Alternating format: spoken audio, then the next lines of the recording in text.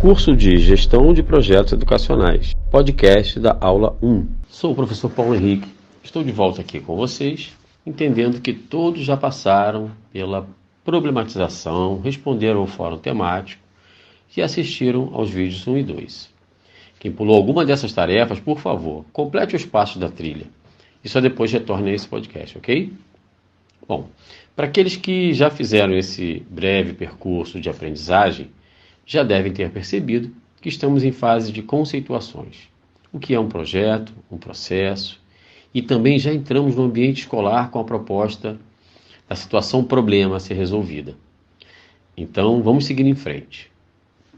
Aqui quero consolidar o que já puderam perceber sobre o que seja um projeto, com ênfase na nossa área de foco, que é a educação.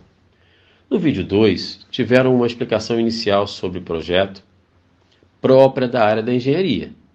Creio que tenha sido bem esclarecedor o exemplo do projeto do carro, quando há o lançamento de um novo modelo, seguido da caracterização de processo relativo à produção seriada do mesmo modelo.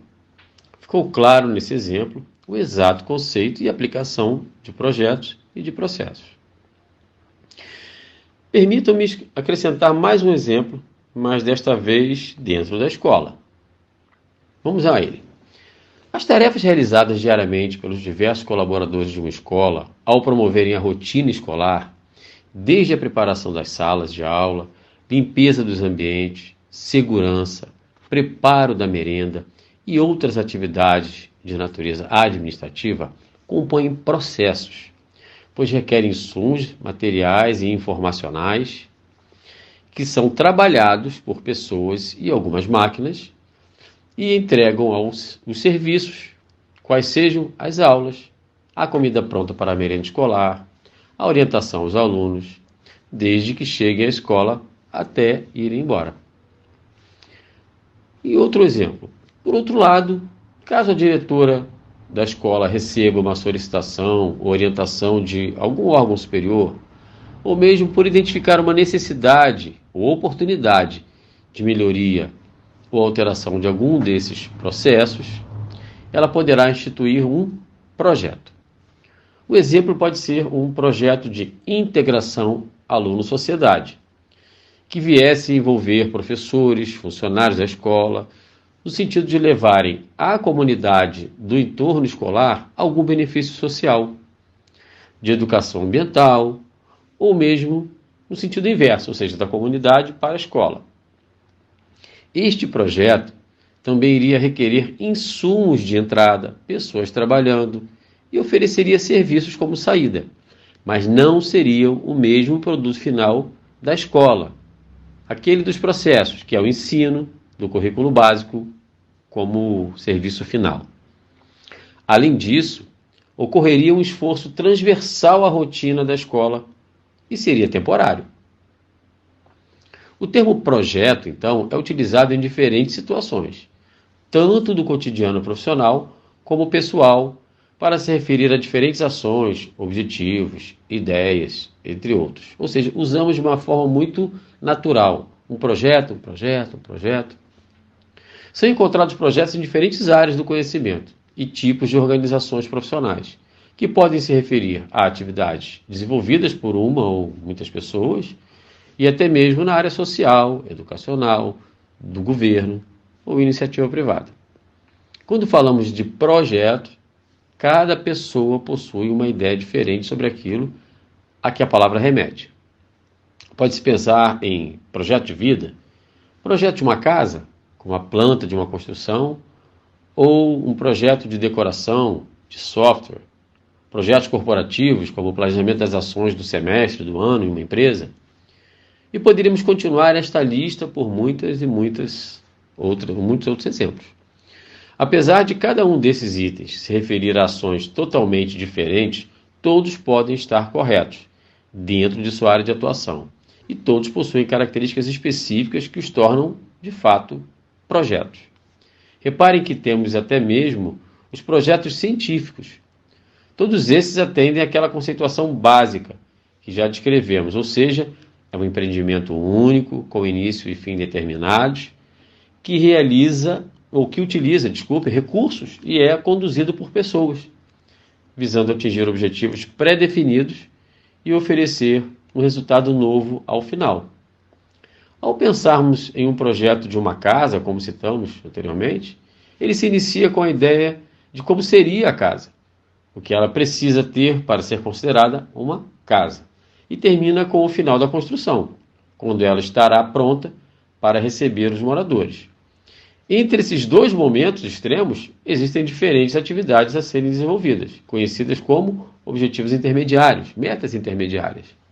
O importante de se perceber neste exemplo é que temos um empreendimento que visa entregar uma casa exclusiva ao final, tempo de duração definido, com início e fim, e conduzido por pessoas, arquiteto, engenheiro, pedreiros, pintores, entre outros profissionais, que precisam trabalhar em harmonia, em tarefas previamente planejadas e integradas, fazendo seu trabalho de maneira correta e na ordem certa, para que o resultado final aconteça. O projeto pode ser entendido como o caminho a ser percorrido para atingir esse objetivo final. Para que este seja alcançado, de fato, exige-se planejamento, recursos, envolvimento de diferentes atores e muito empenho de cada um para trabalhar em harmonia. Essas considerações valem para projetos de qualquer área, inclusive a educacional.